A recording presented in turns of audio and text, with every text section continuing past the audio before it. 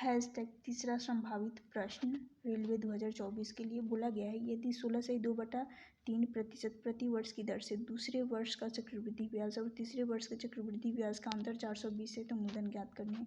क्या दे रखा है यहाँ पर 16/2/3%। 16/2/3 होता है 1/6। यहाँ से इसका फ्रैक्शन आ जाएगा 1/6। 6 क्या होता है? प्रिंसिपल होता है और एक क्या है? इंटरेस्ट है। लेकिन यहाँ पर इंटरेस्ट से हमें मतलब नहीं है, सिर्फ और सिर्फ प्रिंसिपल। तो ये प्रिंसिपल दिख रहा है, इस प्रिंसिपल का स्क्वायर कर लेंगे, यानी 6 का स्क्वायर कर लेंगे 216 आएगा। कितना? 216 आएगा।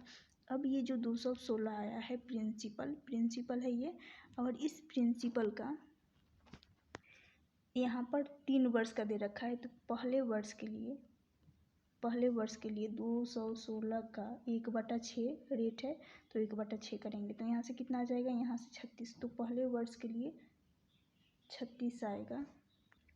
फिर दूसरे वर्ष के लिए यहाँ से 1/6 करेंगे, ऐसे ही 216 का, तो यहाँ से भी 36 आएगा। और तीसरे वर्ष के लिए भी यहाँ पर 36 आएगा।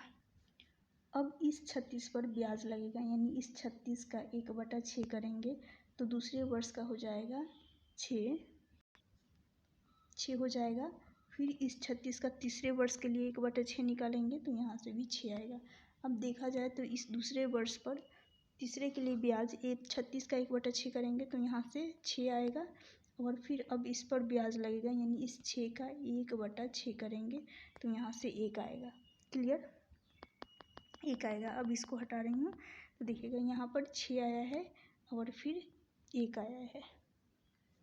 इसको हमेशा ट्री मेथड से बनाइएगा। तो जैसे कि क्या पूछा गया है? दूसरे वर्ष, तो ये रहा दूसरे वर्ष का, और तीसरे वर्ष, तो तीसरे वर्ष का ये रहा, यानी दूसरे वर्ष का हमें ब्याज से मतलब है तो ये ले लेंगे दूसरे वर्ष का चक्रवृद्धि ब्याज और तीसरे वर्ष का चक्रवृद्धि ब्याज। तो यहाँ से इनको ऐड कर रही हूँ तो यहाँ से 13 आ रहा है और यहाँ पर 6 है दूसरे वर्ष का कंपाउंड इंटरेस्ट। तो यानी दूसरे वर्ष second year minus third year, इसका जो कंपाउंड इंटरेस्ट निकल कर आएगा 13 माइनस 6 कर लेंगे। सिर्फ इसको लेना है, इस पूरे को नहीं लेना है। तो यहाँ से अंतर कितने का आ जाएगा? क्योंकि कंपाउंड दूसरे और तीसरे वर्ष के कंपाउंड इंटरेस्ट का अंतर पूछा गया है, इसलिए यहाँ से 7 आ जाएगा। अब यही 7 किसके बराबर हो जाएगा? जो क्वेश्चन में 420 दे रखा है इसके बराबर करेंगे। 7 से काटेंगे 1 का मान 60 आएगा। 1 का मान 60 आ गया है।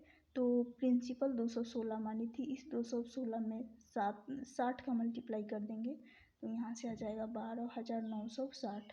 12,960 ऑप्शन बी होगा इस क्वेश्चन का करेक्ट आंसर। तो जब भी इस टाइप का क्वेश्चन आ जाए तो क्या करिएगा? दूसरे वर्ष, जैसे कि दूसरे वर्ष का चक्रवृद्धि ब्याज और तीसरे वर्ष का चक्रवृद्धि ब्याज का अंतर दे रखा हो तो इसी मेथड से दूसरे और तीसरे वर्ष का चक्रवृद्धि ब्याज निकालनी हो तो इसी मेथड से, यानी ट्री मेथड से इजीली बनाया जा सकता है।